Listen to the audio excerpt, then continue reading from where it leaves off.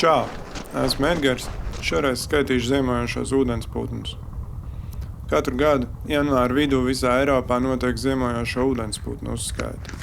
Latvijā ir vairāk 100 vietu, kuras šajā uzskaitē jāapmeklē. Plāns ir to saskaitīt iespējami vienlaicīgi, lai mazāk būtu to putnu, kurus pieskaita atkārtot uzskaiti. Veids daudz skaitītāji turklāt ar ļoti atšķirīgām putnu pazīšanas iemaņām. Arī šajā uzskaitē ir iespējams piedalīties jebkuram.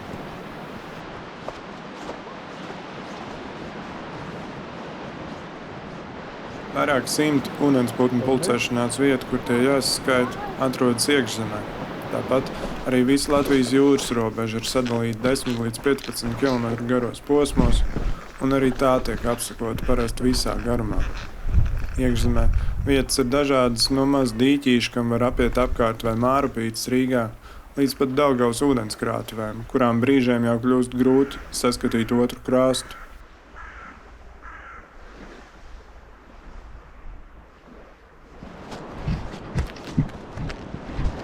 Jūrā gan koncepts ir vienāds visā garumā.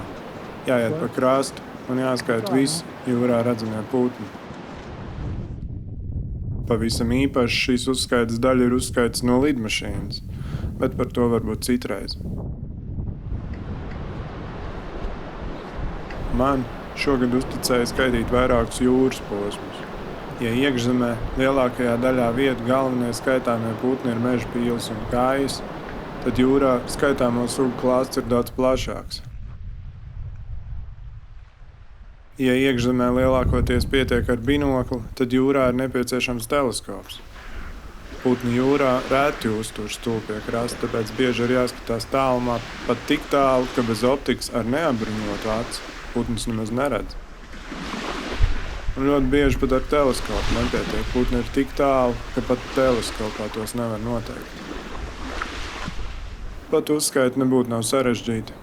Jāfiksē sākuma un beigu laiks, ledus un laika apstākļi un cita fauna informācija, un tad atliek tikai ziņot putnu novērojumus portālā dabas.lv. Atsevišķi jānorāda putnu dzimums un vecums, ja tos var noteikt, un tas vai putni lido vai uzturas lokāli. Šie novērojumi tiks izmantot arī Latvijas ziemojošo putnu Atlantā. Tāpēc ir vērtīgi reģistrēt visus, ne tikai ūdensputnus. Uzskaiti, manuprāt, interesanti padara tieši apstākļi, kādos tā jāveic. Šogad paveicās, jo Liedegā nebija sniega, kas citreiz nozīmētu diezgan smagu brišanu. Arī vējš un nokrišņi bija mūsu pusē, vai pareizāk sakot aiz meža, un šeit Liedegā bija faktiski bezvējš. Brīžiem uzsniga, bet tas bija nieks salīdzinot ar to, kā varēja būt. Putenī un stiprā vējā skaitīts, protams, netiek, jo pat putns īsti nevar saskatīt, nemaz nerunājot par skaitītāju iekšējo komfortu.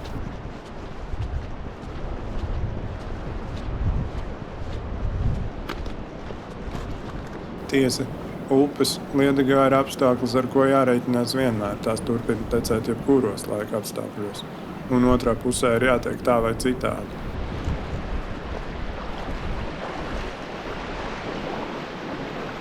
Tiltu neatraduši, brinām pāri basām, jo sausos zābakos kājas ātri atcels, bet gumijnieks viens upes dēļ līdzi negribējās stiept. Bet teleskops gan ir jānes līdzi visu laiku. Skaidrs, ka jo tuvāk beigām, jo smagāks un nērtāks viņš kļūst. It īpaši zinot, ka nemaz jau tik bieži viņu lietot nesanāk. Jūras krasts ved tikai vienā virzienā. Būtu jāiet ļoti tālu, lai atnāktu no otras puses atpakaļ. Absolūtos skaitļos tas nozīmē, ka tā kā mēs trāpījām uz 18 km posmu, sliktas plānošanas gadījumā augšā mazapdzīvotajos Kurzemes ziemeļos, tas visticamāk nozīmētu arī 18 km kājām atpakaļ līdz mašīnai. Tomēr, pateicoties uzskaites organizatoru un citu skaitītāju ilgadīgai pieredzei, atpakaļ pie sava auto nokļuvām ar servisu. Skaitītāji austrumos savu posmu jau bija pabeiguši, un mūs jau sagaidīja mūsu posmu beigās, lai aizvestu pie mūsu auto, par ko esam ļoti pateicīgi. Turpinot absolūtos skaitļos, neman spriest par iemesliem, bet vismaz jūrā putni bija maz. Nevairāk par 200 putniem kopā Lieljūrā un varbūt kopā ap 300 putniem līdzī 6 km posmā. Līcī gadījās trāpīt uz palielu lielo gauru baru tālu jūrā, tādu kā vecpošu balīti, gandrīz tikai tēviņi, kompaktā barā kaut ko intensīvu medīja, iespējams bija trāpījuši uz kādu zivju baru.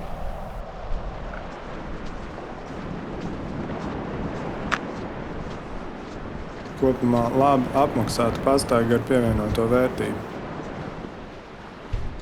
Nav obligāti jāiet vienītī, to var darīt arī kompānijā.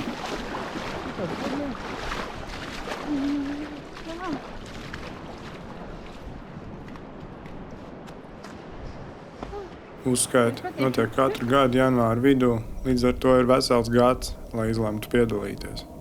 Šajā, tāpat kā daudzās vienkāršajās putnu uzskaitēs ar plašu sabiedrības iesaisti, skaitītāji vienmēr var būt vairāk.